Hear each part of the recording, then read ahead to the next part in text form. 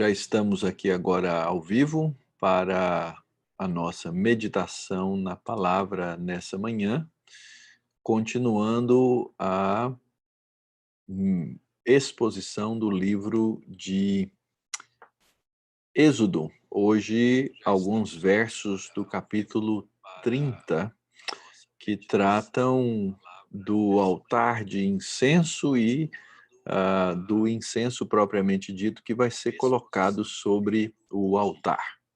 Então, nessa manhã, nós vamos meditar sobre esse tema e desenvolver esses conceitos da palavra de Deus e do incenso propriamente dito que vai ser colocado sobre. Então, compartilhando aí já a tela, nós vamos agora poder pensar e meditar sobre o texto, começando com a leitura dos primeiros versos aqui da escritura da palavra. Então, convido vocês a lerem os versos 1 a 5 no livro de Êxodo, no capítulo 30. Êxodo 30, 1 até 5. Diz assim a palavra de Deus: Faça também um altar para queimar incenso. Faça-o de madeira de acácia. Será quadrado, tendo 45 centímetros de comprimento e 45 de largura. A altura será de 90 centímetros. Os chifres formarão uma só peça com ele. Revista-o de ouro puro, a parte superior, as paredes ao redor e os chifres. Ponha também um remate de ouro ao redor. Faça também 2 argolas de ouro e coloque-as debaixo do remate. Coloque-as de ambos os lados. Por essas argolas serão passados cabos quando o altar for transportado. Faça esses cabos de madeira de acácia, revestindo-os de ouro. Que as palavras dos meus lábios e o meditar do meu coração sejam agradáveis a ti, Senhor. Que nessa manhã possamos ter o teu Espírito Santo falando aos nossos corações. É a oração que fazemos no nome do nosso Redentor, o Senhor Jesus. Amém. Muito bem, irmãos. Aromas, eles são capazes de nos trazer muitas lembranças, não é verdade?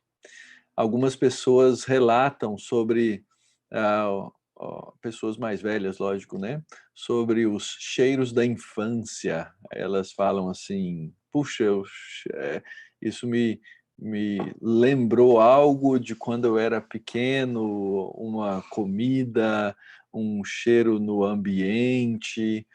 Aliás, os nossos sentidos todos, né? Eles nos trazem lembranças, seja as coisas que a gente toca, às vezes um tecido, ou a água fria, e assim por diante.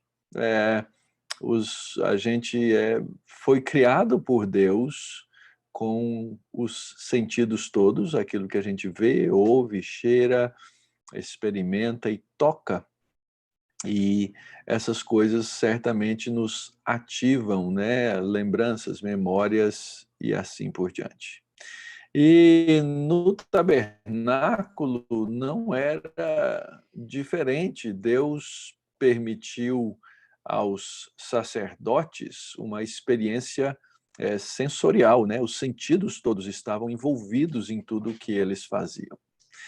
E, interessantemente, hoje, quando nós fazemos os sacramentos na vida do povo de Deus, e os irmãos aqui na nossa congregação já ouviram me falar várias vezes disso, a ceia, ela envolve todos os nossos sentidos, né?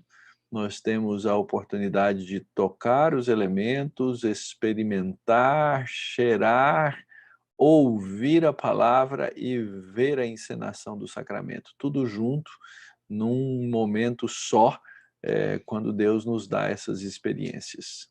E aqui, irmãos, no tabernáculo, a gente vê uma série de experiências sensoriais que o povo vai experimentar, e hoje a gente vai estudar uma específica, que é o olfato, né?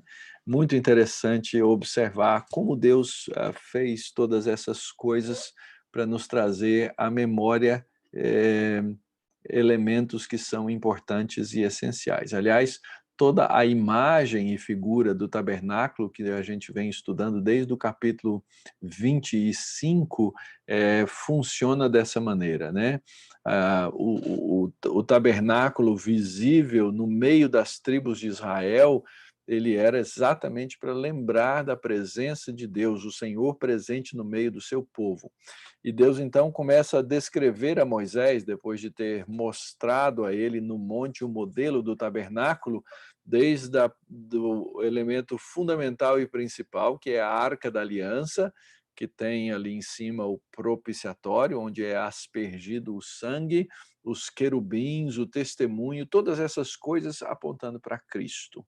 Depois desse santíssimo lugar, vem os móveis do santo lugar, onde a gente encontra a mesa e os pães da proposição. De novo, coisas sensoriais, né? A mesa, os pães, o candelabro e a luz, tudo que era possível ver, sentir e experimentar de alguma maneira, todas essas coisas apontando para Cristo. Depois, a próxima parte do projeto, depois do mobiliário, é colocado então em cima a tenda propriamente dita, e depois a parte externa, o átrio, o altar externo, e tudo que estava ali do lado de fora e que representava exatamente a pessoa de Cristo. Ou seja, todo o conjunto do tabernáculo apontava para uma pessoa que viria, para o Messias, para o ungido, que é traduzido no grego, né, esse Machia é traduzido por Cristo. Depois vem toda a descrição das roupas do sacerdote. Ora, o sacerdote é o mediador, então ele se veste de tudo aquilo que lembrava o próprio tabernáculo, a estola, o peitoral do juízo, a sua consagração, não é? Todo o processo de ordenação que nós já estudamos nos domingos anteriores, todos eles apontam também para esse momento em que Cristo é o nosso tabernáculo, como diz João capítulo 1, ele veio e tabernaculou entre nós. Cristo é o nosso Messias ungido, e aí nós temos toda a cerimônia de ordenação dos sacerdotes, né, de unção dos sacerdotes, que apontam também para a pessoa do nosso mediador, o Senhor Jesus Cristo. Então, nós vimos nos últimos domingos, né, o passo a passo da ordenação do sacerdote. Eles eram lavados com água, isso representa a regeneração do batismo, vestidos com a veste de justiça para terem santidade, ungidos com óleo para receberem os dons de Deus, aspergidos com o sangue do sacrifício, que significa a consagração pela cruz, e aí finalmente eles tomam uma refeição no santo lugar, que é o que nós continuamos até hoje a fazer quando celebramos o sacramento da ceia. Agora, de maneira muito interessante, essa primeira parte vai descrever um móvel que não estava na descrição anterior. Lembra? Lá no Santíssimo Lugar tinha a arca, depois naqueles capítulos foram descritos 2 móveis do Santo Lugar, que é o segundo lugar mais importante, por assim dizer, né? E ali tinha 3 móveis. Só que anteriormente apenas 2 deles foram descritos: o candelabro e a mesa com os pães da proposição. O terceiro móvel, ele só vai ser descrito aqui nesse capítulo 30, que é esse chamado altar para queimar o incenso. Então, toda essa descrição pode ser visualizada mais ou menos nessa representação gráfica aqui. Na parte de baixo aí vocês estão vendo, né, o lugar aonde vai esse altar do incenso, fica logo aí na frente das cortinas que cercam, que cobrem e diferenciam o santo lugar do santíssimo lugar. Então aí a gente enxerga, a gente vê eh,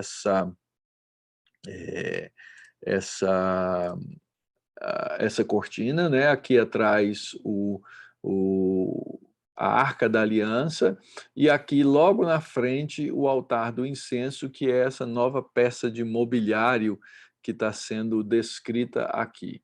E ela fica logo de frente para as cortinas que separam o santo do lugar do santíssimo lugar. E aqui na parte de cima a gente tem então uma representação, é muito descritivo, né? O que aparece aí era um móvel de madeira de acácia, que era a madeira mais comum que havia lá ali naquela região do próprio deserto. Ela era coberta de ouro. Esse ouro todo, lembram, ele foi trazido do Egito quando o povo de Deus saiu, e os egípcios lhes deram várias riquezas, né? Então ele era coberto de ouro, a origem do ouro, a origem da madeira. O texto diz que ele devia ter essas argolas para carregar, para ser carregado. Todo o tabernáculo era móvel, e aqui em cima, então, uma descrição, né, dos chamados chifres, né? Isso era comum nas culturas do Antigo Oriente Próximo, aonde os altares tinham essas pontas para o lado de fora. Então, é muito fatual a descrição do móvel, né? Era um móvel pequeno, 45 por 45 por 90 de altura, ou seja, o sacerdote tinha acesso fácil a ele ali em cima, e em cima do altar ficavam aqui, então, logo abaixo, as brasas, que eram as brasas que queimavam esse incenso que era colocado ali na parte de cima. Alguns detalhes importantes, né? Primeiro, ainda que não fosse um móvel grande, o que a gente vê aqui é que ele era coberto da mesma glória dos outros utensílios. Então, se você lembrar das descrições anteriores, o que a gente vê é um altar de uh, um altar de uh, ouro aqui, ou recoberto de ouro, assim como a Arca da Aliança também era feita de madeira recoberta de ouro. Ou seja, todos os objetos que estão no Santíssimo Lugar e no Santo Lugar são de ouro. O que está do lado de fora é feito de bronze. Então, isso reflete a proximidade da grandeza e da glória de Deus à medida em que você entra no santuário e entra naquela recâmara mais sagrada, né? O que é o Santíssimo Lugar. Então, tudo foi desenhado para ser transportado no deserto, e nós encontramos essa descrição simples aí, ou direta, daquilo que era esse pequeno móvel que ficava num lugar muito específico, que é determinado, que é dito aí para nós nesse texto. Então, o que nos importa aqui nesse processo entender, né? Como é que a gente pode adiantar essas coisas aqui? O que a gente vê logo a seguir na descrição é exatamente, ou são exatamente, o lugar e a função desse altar. Então o texto diz, vamos ler aí no verso 6, ponha o altar em frente do véu que está diante da arca do testemunho, diante do propiciatório que está sobre o testemunho, onde me encontrarei com você. Arão queimará o incenso aromático sobre o altar. Cada manhã, quando preparar as lâmpadas, o queimará. Quando, ao crepúsculo da tarde, acender as lâmpadas, o queimará. Será incenso contínuo diante do Senhor, de geração em geração. Não ofereçam incenso estranho sobre esse altar, nem holocausto, nem oferta de cereais, e também não ofereçam libações sobre ele. Como eu disse, esse móvel ele tem uma descrição, né, da sua função e do seu lugar que são tardias, ou seja, não está descrito junto com os outros móveis que estavam anteriormente descritos dentro do conjunto e do mobiliário. Aí, obviamente, os estudiosos vão perguntar assim, mas por que ele não estava lá na descrição dos outros móveis no capítulo 25? E, para falar bem claro para os irmãos, nós não temos uma resposta direta e objetiva, a gente às vezes pode imaginar o porquê, né? Talvez os outros móveis estavam relacionados diretamente com a ordenação dos sacerdotes, esse não estava, então ele vem depois. Mas o fato é que nós precisamos prestar atenção no texto e descobrir algumas coisas que são importantes sobre ele. Primeira coisa é que esse altar ele estava em frente ao véu que está diante da Arca do Testemunho. Lembra? O Santíssimo Lugar tinha a Arca do Testemunho, aí tinha uma cortina e aí tinha o Santo Lugar, onde ficava o candelabro, onde ficava a mesa com os pães. Diariamente os sacerdotes entravam nessa área do Santo Lugar. No Santíssimo Lugar, o sacerdote entrava só uma vez por ano para fazer os sacrifícios, ou para fazer o sacrifício, a aspersão do sangue sobre a Arca da Aliança. Então, quando Deus ordena que esse altar de incenso, né, onde seria queimado aquele incenso, fosse colocado em frente ao véu, diante da Arca do Testemunho, nós encontramos aqui uma primeira lição importante. Era o lugar mais próximo que o sacerdote podia chegar todos os outros dias. E quando a gente pergunta por que ou para que servia esse incenso, né? As respostas elas podem variar bastante, né? Alguns dizem, olha, o cheiro lá era muito ruim, era cheiro de sangue, era cheiro de animal queimado, pele de animal, gordura de animal. Então o incenso dava aí um tipo de alívio, né, daquele cheiro ruim. E obviamente que podia ter essa função, mas o fato dele estar de frente para a cortina, onde estavam também naquela cortina os querubins, e logo atrás a Arca da Aliança, significa que é o lugar de maior proximidade aonde o sacerdote diariamente poderia chegar diante de Deus. Então, quando o sacerdote chegava diante do altar do incenso, é como se eles estivessem bem na frente de Deus. E ali, então, o sacerdote pegava o incenso aromático que vai ser ali queimado, e aquilo subia como um aroma diante de Deus. Todo dia ele tinha que fazer isso pela manhã, o culto no Antigo Testamento era assim, todos os dias pela manhã e todos os dias no fim da tarde. E o texto diz que é isso que propicia a proximidade. Olha a força da expressão desse texto, irmãos.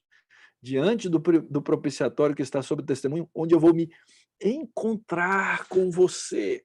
Nós precisamos lembrar da promessa de Deus ao longo da história, que ele fez a esse povo, e que ele fez aos pais, e que ele fez a Abraão, Isaque e Jacó, e que certamente ele havia projetado no jardim do Éden ser o Deus e ser o povo desse Deus.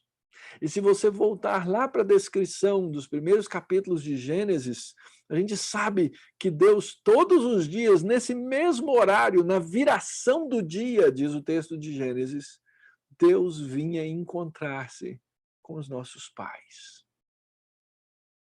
E aqui, irmãos, está algo muito precioso que nós, como povo de Deus, precisamos aprender. Que nós somos o povo que se encontra continuamente na presença de Deus. É para isso que Deus nos chamou. Deus não nos chamou para viver uma vida religiosa, na qual, de vez em quando, no meu dia a dia e na minha vida, eu me lembro dele, bato um papo com ele, converso alguma coisa, faço um ritual, agrado a ele, depois viro as costas e vou tomar conta da minha vida. Não, não, não. O que a gente encontra aqui com muita clareza é a ideia de que todos os dias, não só o sacerdote tinha que preparar as lâmpadas e arrumar as coisas que estavam no santo lugar, mas ele tinha que queimar esse incenso de maneira perpétua, de geração em geração, diante do Senhor. E esse altar do incenso, ele não é muito desconhecido de nós. Nós lemos, por exemplo, logo no começo dos evangelhos, no evangelho de Lucas, na história de Zacarias, pai de João Batista, que ele recebeu a revelação a respeito do seu filho por meio de um anjo, quando ele estava exatamente na frente do altar do incenso. E aí, então, nós lemos no texto da Escritura a respeito daquilo que aconteceu e daquilo que aconteceria, não só essa, mas outras vezes, com o povo de Deus, quando o povo de Deus ora. Um outro texto que é muito conhecido, que marca, deveria marcar a nossa memória a respeito desse altar, é o altar da onde são tiradas as brasas vivas que são tocadas nos lábios do profeta Isaías, em Isaías capítulo 6. Foram usadas para a purificação da vida de Isaías. Aquelas brasas vivas retiradas do altar do incenso. Aquilo queimava diariamente diante do Senhor, aquele aroma subia diante de Deus. E ali nós percebemos, então, que havia algo contínuo que deveria acontecer. E eu tenho, queridos, a impressão muito forte de que o que Deus está nos ensinando aqui nesse texto é que na nossa vida nós precisamos aprender a caminhar diariamente com Ele. E isso vai envolver a nossa vida desde a manhã até a noite, mesmo no meio das nossas atividades diárias. O texto diz assim, você vai queimar esse incenso, será incenso contínuo diante do Senhor de geração em geração. E tem que ser algo específico, tem que ser algo puro, tem que ser algo ensinado por Deus. Por isso o verso 9 diz, não ofereçam incenso estranho sobre esse altar, nem holocausto, nem oferta de cereais, também não ofereçam libações sobre ele. Esse ponto de proximidade de Deus, ele tinha um uso específico, uma função específica naquela rotina diária do sacerdote. Então, imagina que o sacerdote entrava no santo lugar, ele tinha que organizar ali as coisas da mesa, ele precisava pegar os pavios das lâmpadas do candelabro e ajeitar, porque elas, obviamente, queimavam e elas precisavam ser reavivadas, trabalhadas. Era um trabalho perpétuo, constante, e ele fazia aquilo tudo com o aroma do incenso. E a gente vai aprender daqui a pouquinho que esse aroma do incenso, ele representa as orações do povo de Deus. E como nós precisamos, irmãos, aprender isso na nossa vida e no nosso dia a dia. Quantas vezes a gente olha nos evangelhos que Jesus Cristo, o Verbo de Deus encarnado, pessoa da Trindade, parou para orar, irmãos. Intercalando a sua vida, intercalando o seu dia a dia, com conversa, com diálogo, com interação com Deus. Mas isso precisa ser feito da maneira certa.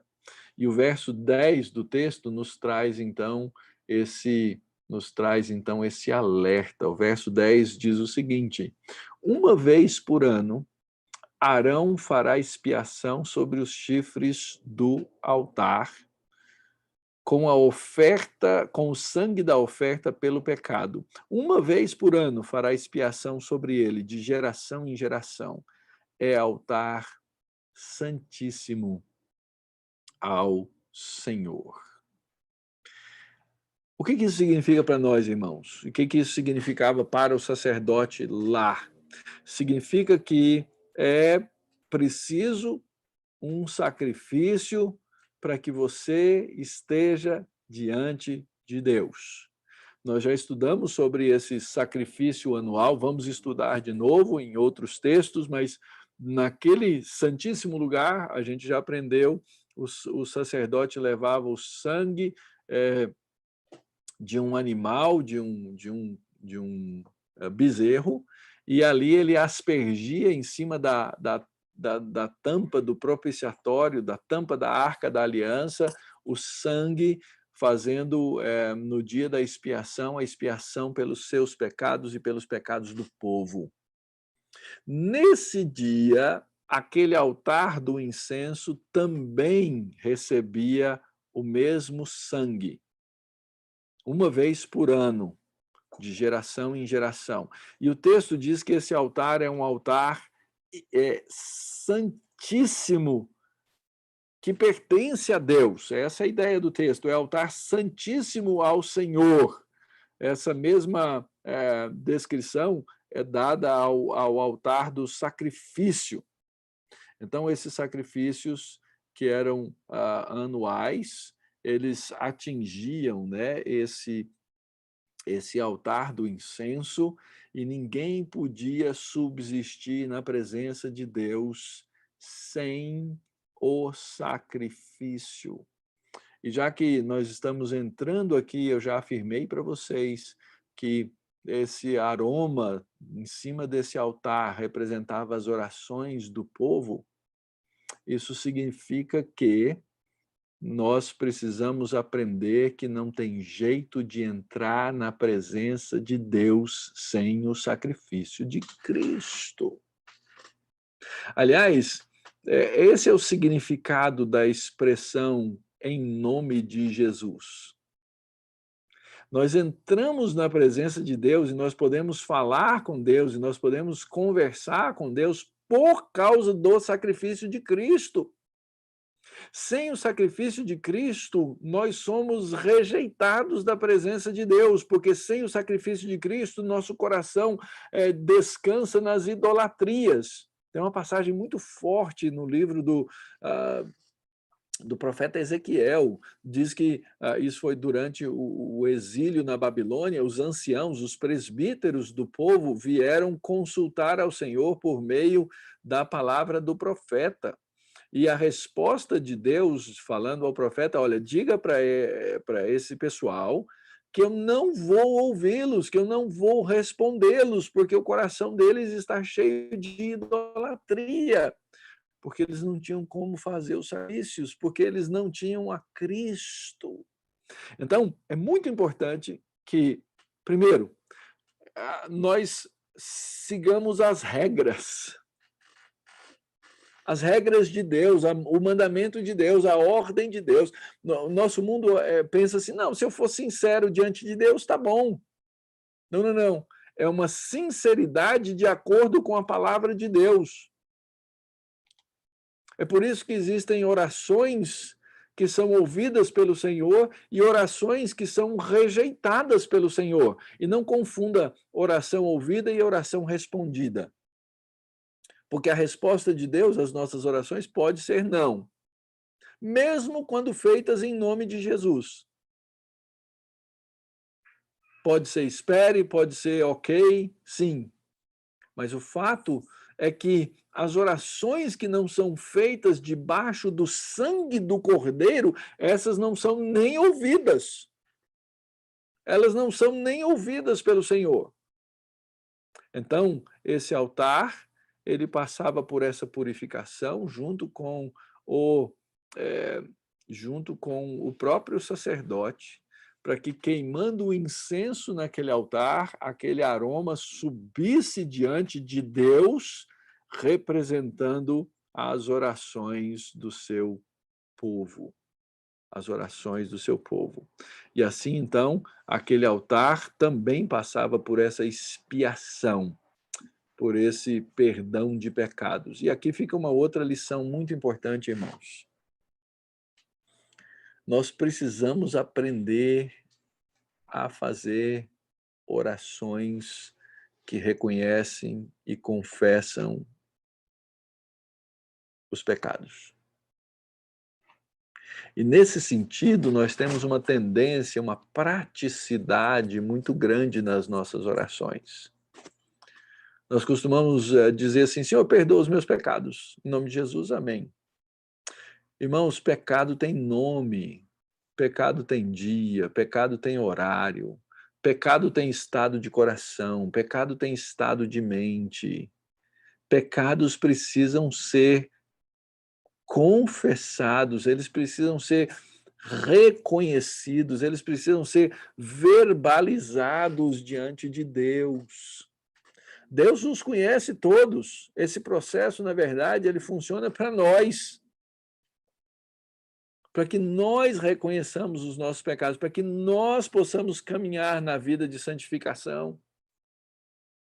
Nós precisamos aprender, sim, a pedir perdão e misericórdia pelos nossos pecados nas nossas orações diárias diante de Deus. Os irmãos sabem que na nossa liturgia dominical nós temos, e você tem recebido aí na sua casa a liturgia para o culto doméstico, todos os nossos cultos, eles têm as orações de confissão. Por que que elas têm as orações?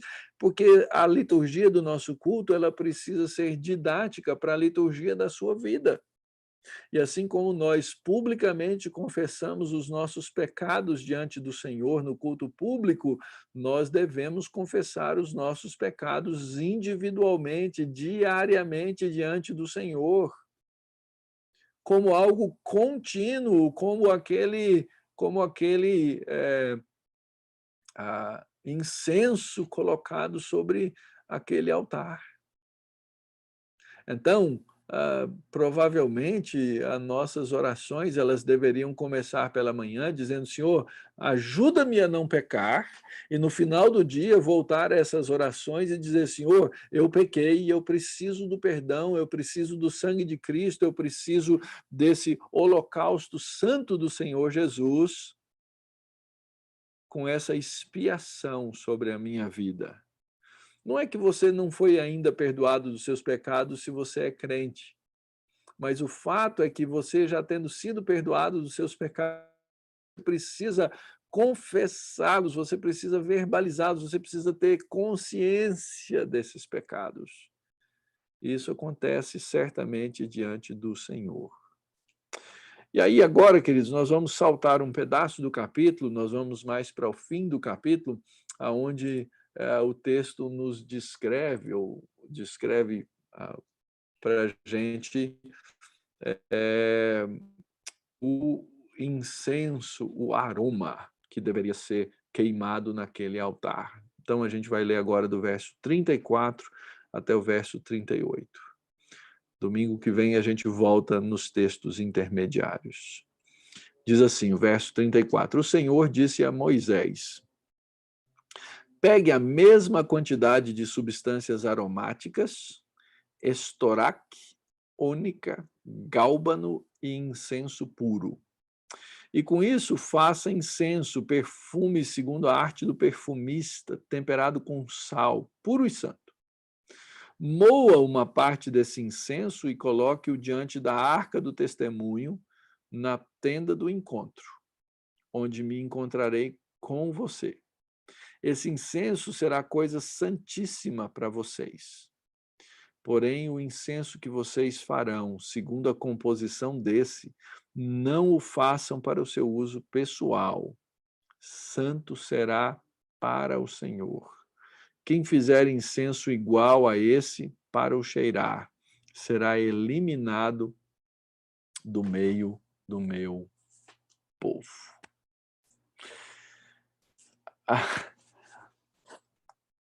Eu acho impressionante como a Escritura e como Deus na Escritura nos faz algumas promessas e apontamentos de bênçãos que a gente às vezes não consegue imaginar. Nós já sabemos que só quem entra no santuário e só quem entra naquelas cortinas, né, ali do pátio do tabernáculo são os sacerdotes. O culto todo era reservado atrás de cortinas por meio dos sacerdotes. O povo, a maneira do povo participar era indo até a porta do tabernáculo, eles entregavam os animais para o sacrifício, talvez eles conversassem com os porteiros, os levitas ali do lado de fora, falassem das suas angústias, das suas necessidades, eu não sei como é, que a gente não sabe exatamente como isso funcionava, mas todo culto era atrás de cortinas. Isso era para proteger o povo da presença de Deus por causa dos seus pecados, porque senão eles seriam mortos. Mas ninguém podia passar ali em volta sem sentir o cheiro. Ninguém podia passar ali em volta sem perceber o aroma, ainda que só o sacerdote pudesse chegar lá na frente. Aquele aroma que era exclusivo, ele chegava, ele saía do lado de fora. E o povo de Deus era lembrado da intercessão, do perdão e da mediação do sacerdote de Deus pelo seu povo. Eu sou daquele cara meio curioso, quando eu sei que alguma coisa é interessante, eu gosto de passar lá para ver. Acho que se eu morasse naquele acampamento, acho que se eu fosse na feira, eu ia passar do lado do tabernáculo para sentir o cheiro. Porque era uma lembrança. Era uma memória de que o sacerdócio e de que o sacerdote, e de que o tabernáculo estava funcionando, estava operando para a minha redenção. Eu nunca tinha ouvido exatamente, eu nunca achei esses elementos aí, estoraque, ônica e gálbano. Aliás, a gente nem tem certeza se são essas as traduções, mas esses são elementos de incenso muito famosos e exclusivos no Antigo Oriente. Mas o fato é que eles pegavam esses elementos, eles moíam esses elementos, eles colocavam provavelmente em pequenas colheres ou pás ou pequenas bacias em cima daquele altar, e aí aquele incenso esquentava, aquele aroma subia, aquilo subia perante a face de Deus representado ali no Santo dos Santos, mas ele se expandia Provavelmente ele era feito com bastante volume. O texto diz que ele também era temperado com sal, sal era para conservar. O texto diz: isso é puro e santo. Coloque diante da arca do testemunho na tenda do encontro, verso 36, onde eu me encontrarei com você. Querido, você tem hoje a oportunidade de encontrar-se com Deus todos os dias. Porque um sacerdote rasgou a cortina e disse com intrepidez, por causa do sacrifício que foi prestado, entre no Santo dos Santos e coloque a sua vida diante de Deus. Essa era a função. Então, o irmão passante em volta do tabernáculo, ele sentia aquele aroma e aquele cheiro. E ele era lembrado dessas coisas.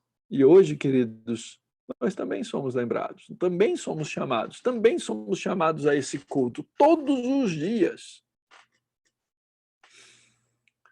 E a gente sabe que isso tem a relação direta com a oração, com aquele episódio que eu já falei no começo, de Zacarias, lá no Evangelho de Lucas. Lucas 1, versículo 8, diz assim: aconteceu que enquanto Zacarias exercia o sacerdócio diante de Deus na ordem do seu turno, ou seja, ele estava escalado para aquele serviço, segundo o costume sacerdotal, entrar no santuário do Senhor para queimar o incenso. O texto diz no verso 10 de Lucas 1, durante esse tempo, toda a multidão do povo permanecia na parte de fora, orando.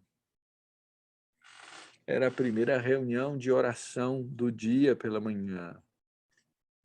E eis que apareceu a Zacarias um anjo do Senhor, em pé, à direita do altar do incenso. Ao vê-lo, Zacarias ficou assustado e o temor se apoderou dele. O anjo, porém, lhe disse: não tenha medo, Zacarias, porque a sua oração foi ouvida. Um aroma agradável ao Senhor. As orações dos santos. Sabe onde mais isso vai aparecer, irmãos? Isso vai aparecer no livro do Apocalipse. Exatamente dessa maneira. Exatamente dessa maneira. As orações dos santos são trazidas no incenso diante de Deus e elas são ouvidas pelo Senhor. Porque um sacrifício já foi feito. É que as nossas orações podem ser ouvidas. O salmista sabia disso. Salmo 141, verso 1 e 2. Davi diz: Senhor, eu clamo a ti, apressa-te em me socorrer, inclina os ouvidos à minha voz quando eu te invoco. Suba à tua presença a minha oração como incenso, e seja o erguer das minhas mãos como a oferta vespertina. Davi estava se referindo a esse ritual diário de adoração no tabernáculo, quando o incenso era queimado diante do Senhor. Ele clamou por ajuda, ele clamou ao Senhor, e mesmo que ele não fosse um sacerdote, ele sabia que tinha um sacerdote fazendo isso. Ou seja, as orações e as expiações dos sacerdotes não eliminam a necessidade do povo de Deus também orar. E da mesma forma como aquele incenso diante de Deus, as nossas orações, por causa do sacrifício de Cristo, por causa da purificação que Cristo fez sobre nós, sobem aos céus. Mas aí vem a grande pergunta, irmãos. Por que nós não oramos? Por que nós não oramos como deveríamos orar? Por que nós não usamos desse santo incenso da oração diante do Senhor? Porque essas orações, elas estão sendo colocadas diante de Deus.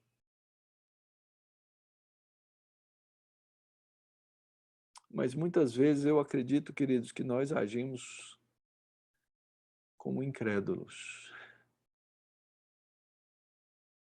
Nós acreditamos em nós mesmos. Nós acreditamos nas nossas capacidades, nas nossas seguranças humanas, na nossa mente, nos nossos recursos, e deixamos o nosso coração longe, distante do Senhor, e não aproveitamos esses aromas que podem subir diante de Deus para lembrá-lo, para que Ele nos ouça, para que Ele nos renove na presença dEle, perdoando os nossos pecados que já foram em Cristo trabalhados e tratados por Deus. Como nós precisamos disso, irmãos. Como nós precisamos orar corretamente. Nós sabemos pela Escritura que temos um Deus trino. A gente sabe que da mesma forma como no Antigo Testamento o sacerdote fazia os sacrifícios e e queimava aquele incenso, as nossas orações, elas são mediadas. A Escritura nos ensina que existe um intercessor perpétuo diante de Deus, intercedendo, rogando por nós, livrando-nos das acusações dos nossos pecados. Porque nós temos um acusador, porém nós temos um defensor justo, fiel.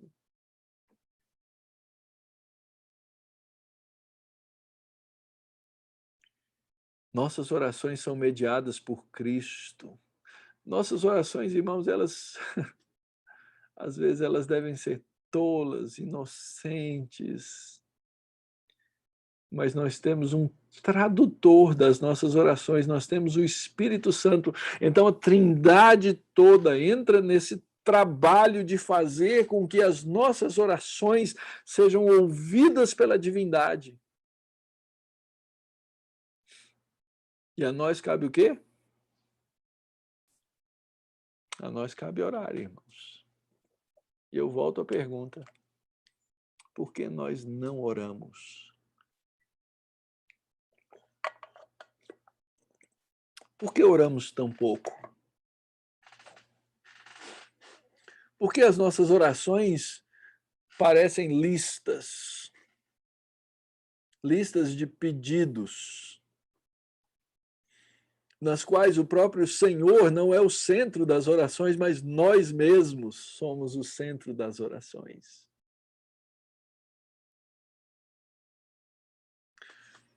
Eu acredito, irmãos, que nós precisamos, sim, aprender a orar. Aliás, o Senhor bem sabia disso. É por isso que Ele nos ensina a orar, a Escritura nos ensina a orar. E nós precisamos aprender a orar. O que a gente vai fazer, irmãos? Primeira coisa, nós precisamos aprender a viver com esse aroma constante diante do Senhor. A Escritura é muito clara em dizer: orai sem cessar. Como é que o sacerdote fazia isso? Ele orava de manhã, ele orava à noite, provavelmente ele tinha as outras orações do dia. Meu ponto é: comece pela manhã e termine à noite falando com Deus. Essa é uma coisa que nós precisamos aprender. Coloque o seu coração na presença do Senhor. São hábitos que nós precisamos desenvolver. Talvez coisas simples.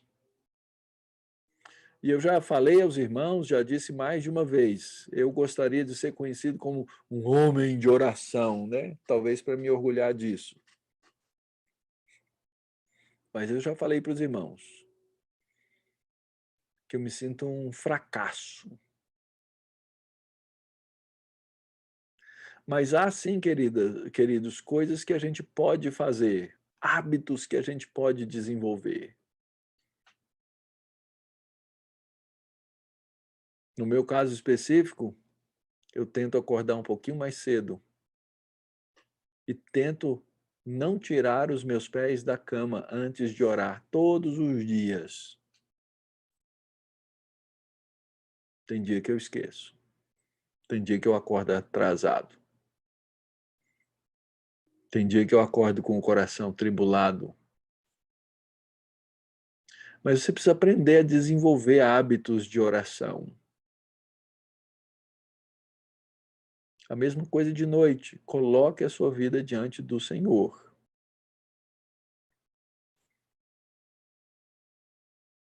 Tento fazer isso todas as noites, colocar o meu coração diante de Deus antes de dormir. Então, a grande pergunta é o que você faz primeiro no seu dia e o que você faz por último no seu dia. Porque o jeito de você cobrir as duas pontas seria exatamente esse. Lembrar-se e colocar sua vida diante do Senhor pela manhã e lembrar-se e colocar sua vida diante do Senhor à noite. Fale com Deus, converse com Deus, encha o seu dia do Senhor. Use dos momentos de parar no seu dia para orar. Não deixe de tomar os seus alimentos com ações de graças. Não deixe de parar nos momentos ordinários da vida para falar com Deus. Isso é importante. Ore, medite, faça a sua vida uma vida que é coberta de ponta a ponta, como o sacerdote fazia, todo dia pela manhã e todo dia no fim do dia. Colocar esse incenso da oração diante de Deus. Cuidado, confie no intercessor e não no instrumento. Tem gente que usa a oração como amuleto. Repetições vãs. Não é isso que a Escritura nos ensina. A Escritura não nos ensina rezas, a Escritura não nos ensina esses rituais contemporâneos, não nos ensina repetições tolas e vãs. A Escritura nos ensina a oração. Então, você não deve confiar na oração, você tem que confiar no intercessor, que é Cristo, que abriu a porta para você falar. Quando a Escritura diz que a gente deve orar em nome de Jesus, e ontem eu ouvi um podcast bem interessante sobre esse tema, não é porque você repete no final da oração em nome de Jesus que a sua oração foi aceita, ou porque você deixa de repetir. A questão é se aquela oração que você faz diante de Deus é uma oração que corresponde às instruções que Deus nos dá na Escritura de como se deve orar. Assim como o sacerdote não podia fazer nenhum outro tipo de sacrifício em cima do altar do incenso. Lá no texto, você não deve fazer libação, você não deve fazer X, Y, Z. É para isso. É para isso. Então, aprenda a confiar no intercessor que é Cristo e não faça das suas orações um amuleto, mas que elas sejam sinceras e verdadeiras. Como é que você faz isso? Próximo ponto. Aprenda a orar biblicamente. O Senhor sabe que nós não sabemos orar. Esse podcast que eu ouvi ontem do Woody Baucham, um pastor batista reformado, ele apresentou uma ideia muito interessante ali, que eu nunca tinha atentado. Ele falou assim: aprender a orar é igual aprender uma língua. É igual aprender uma nova língua. Você precisa de treinamento, você precisa conviver com as pessoas que falam a língua, você precisa conhecer o próprio vocabulário da língua, os conceitos da língua. E hoje em dia as pessoas acham, não, orar é falar com Deus só do jeito que eu quiser. Aliás, esse sentido de espontaneidade, ele se torna muito perigoso muitas vezes. Eu já ouvi muita bobagem em orações públicas. Mas à medida em que a gente aprende com a Escritura a verdade de Deus, o nosso coração sincero na presença de Deus e tomado pela verdade de Deus, vai aprender a fazer orações bíblicas. Por isso, o Senhor Jesus disse: olha, e vós orareis assim. E ali ele nos dá todos os princípios de oração que nós precisamos seguir. E se o Senhor permitir, essa semana nós vamos estudar durante todos os dias essa oração do Senhor, juntos, nos nossos encontros da noite. Vai ser um curso de alfabetização na oração. É o que nós precisamos. Nós precisamos orar as Escrituras. Então, resumindo, queridos, como o sacerdote, manhã e noite, levantava aquele aroma suave diante do Senhor, para que a sua vida fosse uma adoração a Jeová,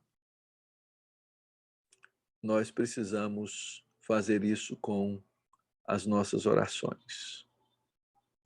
Mude seus hábitos. A primeira coisa que você olha, que você lê, que você vê no seu dia, que não seja política, que não seja economia, que não sejam as finanças. As suas orações diante do Senhor são mais importantes do que todas essas coisas. Elas são mais importantes do que a pandemia. Então, coloque as coisas do Senhor em primeiro lugar no seu dia a dia. Isso vai levar a sua mente, isso vai levar o seu coração diante do Senhor.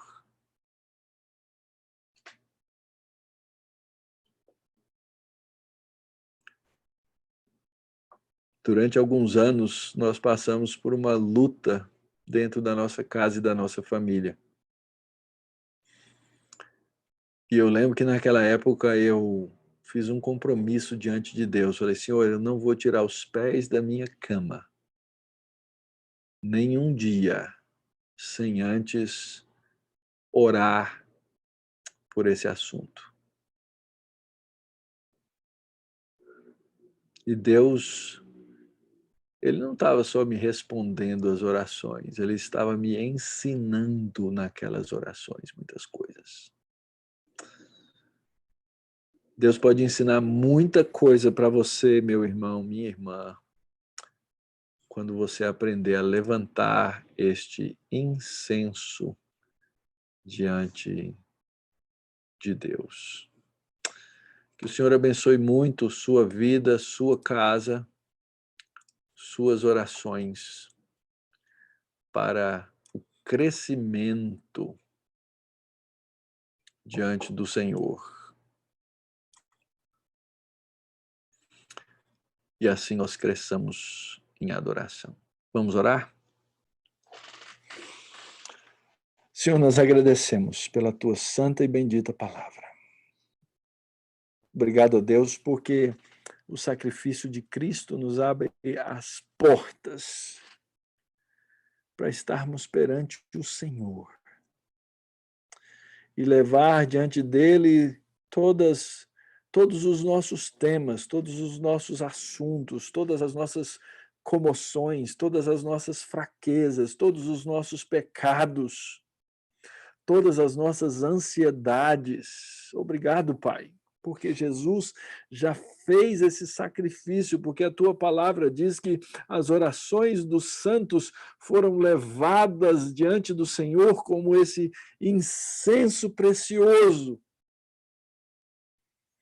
Nós te agradecemos por isso, Pai. Obrigado porque nós podemos confiar nesse intercessor. Obrigado, Pai, porque nós podemos confiar no Espírito Santo que traduz a fraqueza das nossas orações, Pai. E nós rogamos, ó Deus, que esse mesmo Espírito, por essa mesma palavra que o Senhor fez inspirar, seja aquele a nos levar a uma vida bíblica de oração. Orações que podem verdadeiramente, plenamente ser colocadas diante do Senhor no nome do intercessor que é Jesus Cristo. Ensina-nos, ó Pai, mais uma vez, nos ensina a aprender com a Tua palavra a orar e a colocar os nossos corações na Tua presença. Guarda-nos, ó Deus, de pecar contra o Senhor. Confessamos que pecamos até nas nossas orações e precisamos do Teu perdão. Ainda, ó Deus, queremos aprender dentro desse sacerdócio universal que o Senhor deu ao Teu povo e à Tua igreja, a sermos intercessores. E assim, Pai, nós rogamos agora pela nossa nação, pelos nossos governantes, pelo nosso povo, pelas necessidades terríveis que muitos passam nessa hora, sejam relacionadas à morte e ao luto, sejam relacionadas à sua vida financeira e econômica, ao sustento da sua casa. Pedimos a tua misericórdia, pedimos que o Senhor nos use, ó Pai, como mão estendida tua para abençoar outras pessoas. Lembramos agora, ó Deus, que o frio vai chegando e as pessoas agora também sofrem por mais esse motivo, muitas porque não têm teto. Usa da tua graça, usa-nos, ó Deus, para abençoar. Rogamos, ó Deus, pelos missionários que no isolamento estão agora mais longe ainda, Pai. Que o Senhor os abençoe, os guarde no seu lugar, aonde o Senhor os enviou. Pedimos pela família do nosso irmão Henrique, que o Senhor os guarde, os cuide, que o Senhor os abençoe na missão lá em Moçambique. Guarda a nossa igreja, Pai, guarda teu povo, guarda a nossa comunhão, guarda a nossa integridade, guarda, Pai, a nossa condição debaixo de um batismo que recebemos, de permanecer mesmo na quarentena, unidos em Ti, orando uns pelos outros, intercedendo uns pelos outros. Tem misericórdia de nós, ó Pai. Tem misericórdia do Teu povo e da Tua igreja. É a oração que nós fazemos no nome de Jesus, o nosso Senhor. Amém. Obrigado a você que nos assistiu aí pelo YouTube. Antes de sair, lembra aí de deixar o seu comentário, de deixar, se você é membro da igreja, deixe seu comentário para a gente saber que você está nos acompanhando por esse canal. Lembra de se inscrever no canal também e de curtir aí o vídeo dá o seu like, porque é a maneira como o YouTube posiciona os vídeos, posiciona os vídeos aí dentro do, do site, tá bom? Deus os abençoe, Deus os guarde. Foi uma alegria nessa hora expor a palavra